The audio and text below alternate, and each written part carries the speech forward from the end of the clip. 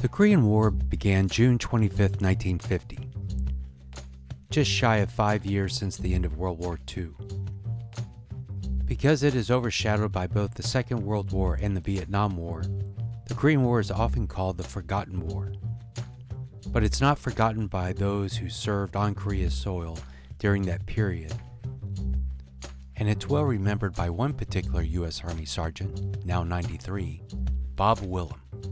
It was where I stayed most of the time when I was in Korea. Gwangju, just across the river from the capital of Korea, Seoul. But before Bob spent nearly 2 years on the Korea Peninsula. 18 months and 24 days, I don't know how many minutes. His story starts in the Midwest of the United States. Indianapolis, Indiana, August the 31st, 1928. If it wasn't for the 500 track, chances are it would be like saying Indy, nowhere or who, whatever. But and that Notre Dame, that was a big. We lived in California during the war, in 43 to 44, and a lot of people said Indy nowhere. Bob spent his most formative years on the east side of the city. Arsenal Technical High School.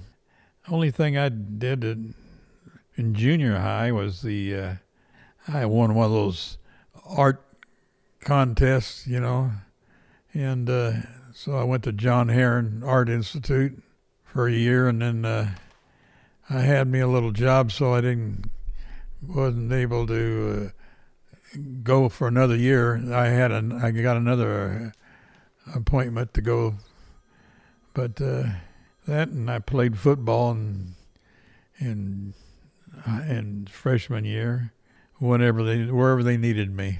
But I kind of enjoyed it. A bunch of guys I ran around with is what it amounted to. We had our own little league. We played the Reformatory there at Pendleton, Indiana. And their own people booed their own team. Well, they was getting easy duty, I guess is what it amounted to. That was funny. But you don't expect something like that, But sports was not Bob's only interest. Yeah, of course I was in the Boy Scouts, the Cub Scouts, and the YMCA's where I learned how to swim. They had one of those summer camps, up on the Wabash River, just north of Indianapolis, a little ways. Other than that, I carried newspapers, and it was scattered out 13 different streets. It's not like somebody have it all on one street, which some guys had routes like that, We went to California during the war, in 43, and come back in 44. And I had a chance to get on at Wonder Bakery, in their bakery there in Indianapolis. So I took that job because so many of the guys was in the military, that normally worked there. Of course, I was wanting wheels. And I wanted some money to get wheels with, because my dad wasn't going to hand it to me. Like some of the guys their father handed them a new car or even a used one. Anything would be better than nothing. But I had nothing, so if I wanted it, I had to go out and earn it and pay for it myself. I was a baker. I did all the jobs because it got more overtime. And I'll tell you, when I was young, and my dad didn't give me no money. If I wanted a jingle in my pocket, my dad says, get you a job. So I worked all the overtime I could get. I says, man, if I can work for straight time, for time and a half, I can certainly work. Well, the only thing is, it kind of interrupted us in your social life. But, hey, I had jingle in my pocket. Then in 1948, Bob found his way to North Carolina as a private in the U.S. Marine Corps. Camp Lejeune. It wasn't very far from Wilmington, which is the main big town in South Carolina. Bob recounts his time in the Marine Corps as a member of the 55mm mortar team. Oh yeah, I was a gopher, I guess you call me. Go for this, go for that. It was just one of my duties, one of the different things I did. Bob still remembers some of his fellow Marines from that time. One of them went over in Korea. He was one of the first ones. Apparently he must have re-upped, and where I didn't in time. They told me that I have to do it within 60 days to just sign up for another 2 years. So I didn't meet that, so that's how I got put in on the draft. Bob further explained that after spending 2 years in the Marine Corps, he elected to honorably discharge from the service. If Bob would have re-enlisted, he would have stayed in the Marine Corps. But because he elected not to re-enlist, after 60 days from separation, he was added to the draft list for the Korean War, because he still met the qualifications for the draft. I guess they must have notified my draft notice or something, and they drafted me in the Army then. But if I had stayed in, I would have got up in that Shozen Reservoir area, and a lot of guys got frostbite and everything else from that. Here Bob is referring to the Battle of the Shozen Reservoir, which was a brutal 17-day battle between the United Nations and the Chinese in present-day North Korea during freezing weather between November 17th and December 13th, 1950. One of those fellows that I went in with, he went over there. He was a little ahead of me there. And the other one, he was married and had a youngster, so they didn't take him right away. But anyway, both of them had passed away before I moved down here to Texas. About, I guess, back in '03. Now as a new draftee, Bob finds himself in Kentucky for Army basic training. I know one thing, it was tougher in the Marines boot camp than it was in the Army basic training. Of course, I'd already been through some of this stuff in the Marines, so it wasn't too much of a shock for me in the Army. So, but yeah, I have to say that having been in the Boy Scouts and the Cub Scouts and the YMCA camp, it helped to a certain degree. It made it easier for me to go through boot camp and the Army basic training. There was the first few days, one of the guys I went in with, he dropped his rifle, so they made him sleep with it that night. It was just one of those things, you guys don't pay attention like what they're supposed to do and do it right away and fast enough. Marines was a little tougher, just generally speaking. With Army Basic completed, Bob received orders to report to Korea, which was a combination of buses, trains, and a ship transport out of San Francisco. I had to get on a bus to take me to Chicago. I had a place to report to there at a train station and caught a troop train to Camp Stone, California. Pier 59, and we went through Denver and Council Bluffs and a few of those places as usual. Once in San Francisco, Bob was waiting with his fellow soldiers to depart for Asia. You had to zero in your brand new rifle. You had to clean all the cosmoline. I don't think we was there more than a couple of weeks.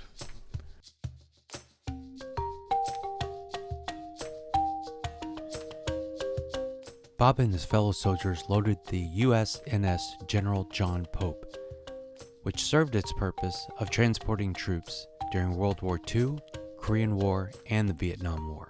Well, I learned that I did not want to sign up a career in the Army, the Navy, because of that. I said I was sick going over and got sick coming back. They gave you different duties. Sometimes you had to help clean a certain part of the ship, you know.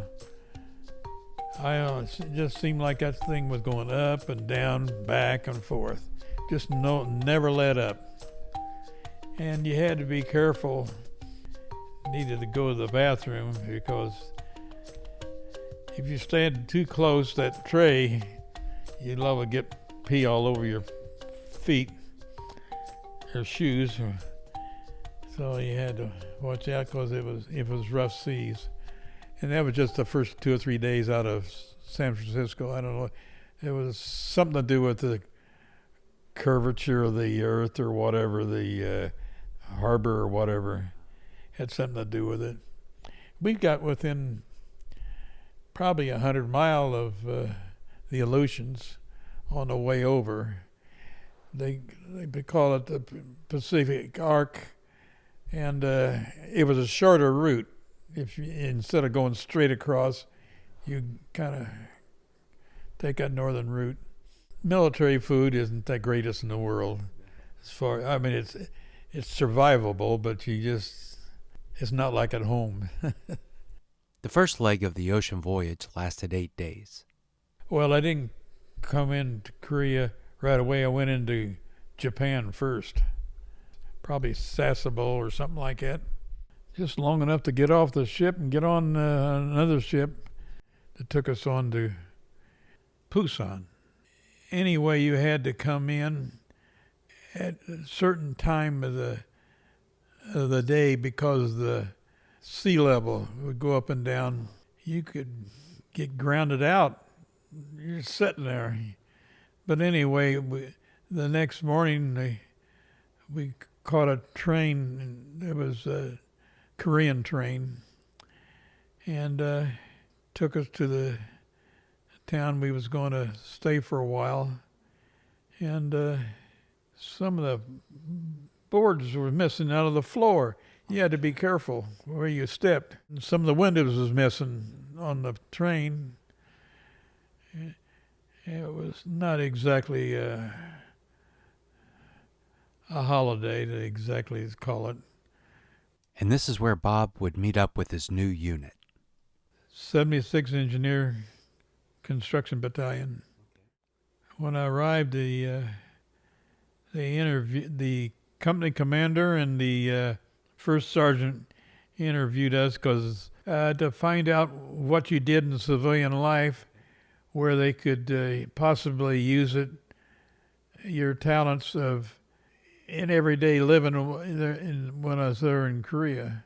Well, they had me down on my 4-digit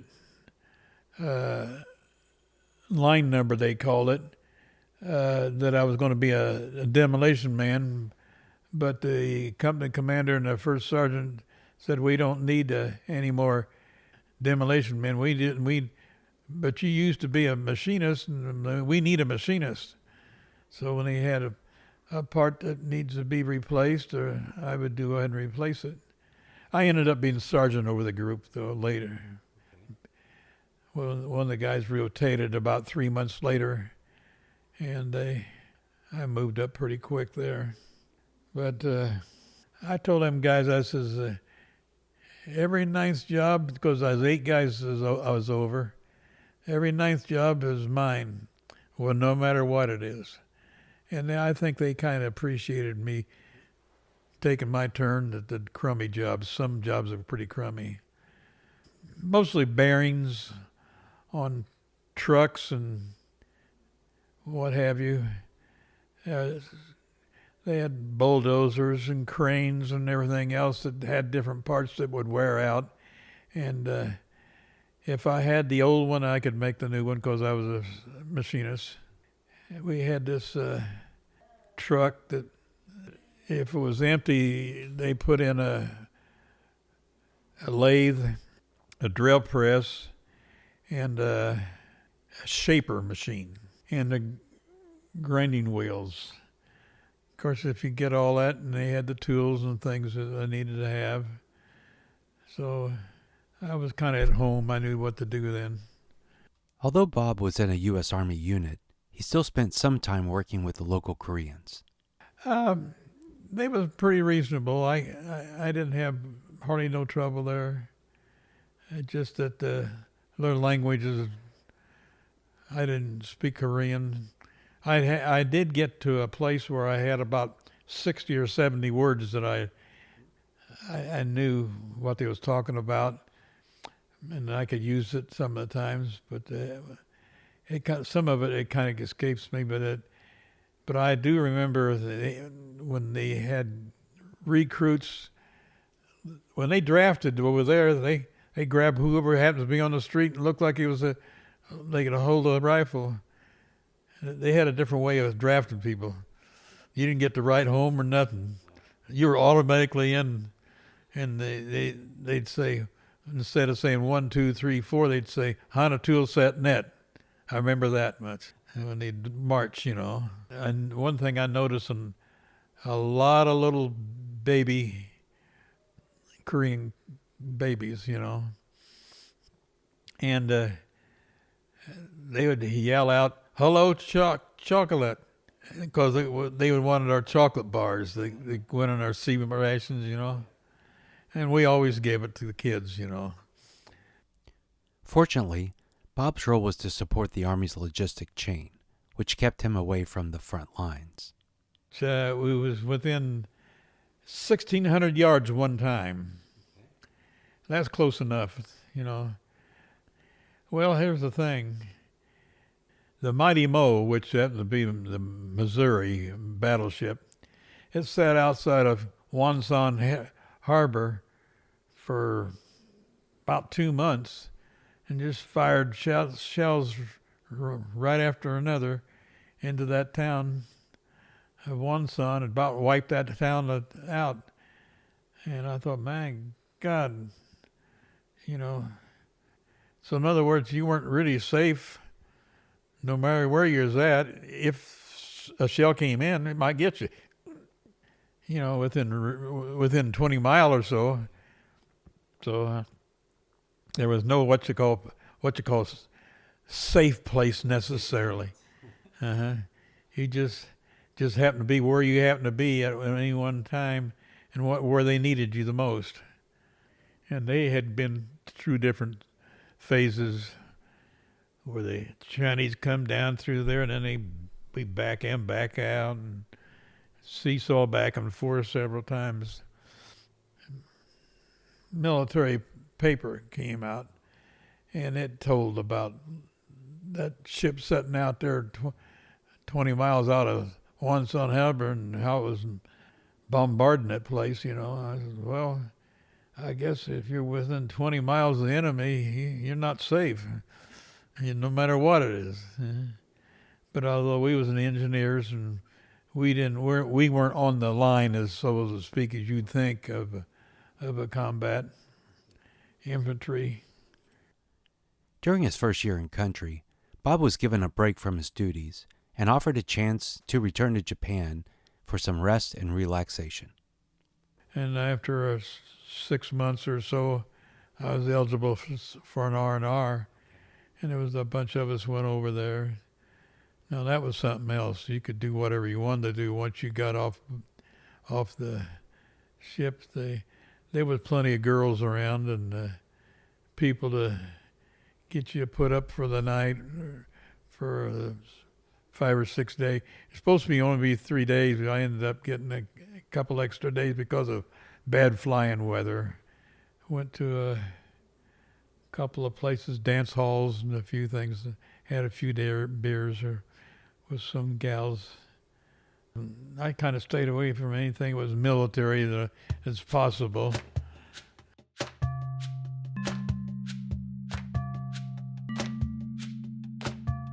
Upon returning from R&R, Bob continued his time supporting the war effort.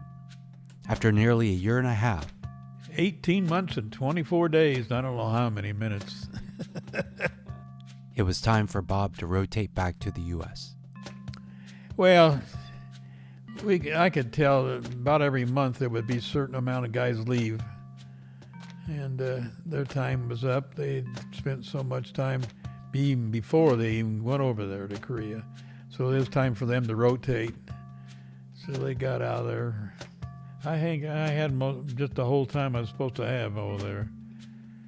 But it varied, depends on a particular period of time and what unit and what their needs was to keep you sometimes. Much like his trip to Korea, the return trip involved a multitude of transportation. Yeah, we went back to Japan and then we left Sasebo there again. And then we weren't there in Camp Stone hardly no time, about 2 or 3 days, and we caught a train and troop train to go to Chicago. Oh, no, I didn't get to Chicago. We went to Camp whatever one there in Colorado Springs, about 90 miles from Denver. Bob soon found out that separating from the Army would take a little time. Well, before we left Japan, they made sure you didn't come home with some diseases. Gave you different tests for this and that and the other thing. And then there was more thorough there in Colorado when I got discharged. But then I took a plane from there to Chicago. Took a train from Chicago to Indianapolis, yeah. Now that Bob is back home, it's time to reunite with his family and transition to civilian life. Well, all this hugging and all that kind of stuff, yeah, they was thrilled to death. That and I come back in one piece. Yeah, but my job wasn't there no more at RCA. I worked at RCA, and they must have jobbed it out. But nothing I could do about it, so I had to look for another job. So I tried to get on an IBM, but you had to have a 2-year level of college mathematics, and I didn't have that. And and I had to have a high school diploma, and I didn't have a diploma yet. I quit school like an idiot. I shouldn't have done that. But because I was a veteran, I could take this high school equivalency test. And I took that, and I did real well with it because I was a veteran, I didn't have a time limit on my test. Because I could go back and things would come to me later, especially after answering other questions. All of a sudden you think, I could have answered that back on this other thing. So I ended up getting my high school diploma that way. But however, whether drafted or volunteer, there were some benefits from serving in the military. I wanted to get a brand new car, and I wanted to be a convertible, but I was going to have to wait 3 or 4 months longer just to get it because of being a convertible. And so instead, I just told them, just let me have a two-tone Chevy Bel Air. So I got a brand spanking new one. I was able to pay cash for it. So I used to have a war bond taken out of my pay every month, and that was sent home. So I was able to have enough money to buy a brand new Chevy. I finally got my diploma, and see, before that, first of all, I tried to get on an IBM, and I told you about that. I didn't have that math, but I was going to go ahead and pay the folks' phone bill. When I was there, I said, well, maybe they'll hire me. So I tried to get on there, and I didn't have a high school diploma. So I went ahead and took that USAFI or whatever they call that course, and I passed it all right. So then I got my diploma from Tech High School. The phone company would hire me then because they wasn't going to hire nobody who didn't have a high school diploma. And I spent 40 years and 70 days with Indiana Bell. I was supervisor for about 3 years. Then I was in a central office trouble analyzer for about a year. Really what I was when I retired. At 93, I'm amazed at the detail Bob describes events from 70 plus years ago.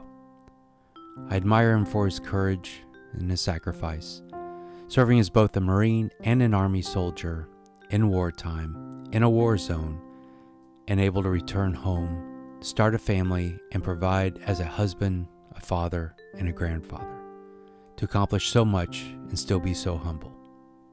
Come back from over there in one piece, I guess. I feel lucky. I have no regrets.